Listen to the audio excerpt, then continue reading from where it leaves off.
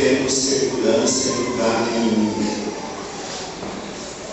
Eu conversava com o pessoal que estava comigo no lanche aqui, a Giovanni do McDonald's, e dentro do banheiro foi assaltado. O índice de violência está terrível. Hoje nós temos receio até de dar uma informação, falar para falar alguma coisa. Mas enquanto o mundo está vivendo esse momento, Deus está formando de você uma grande família. Se coloque em pé, dê as mãos, feche o corredor, dê as mãos no céu. Os nossos filhos e os nossos netos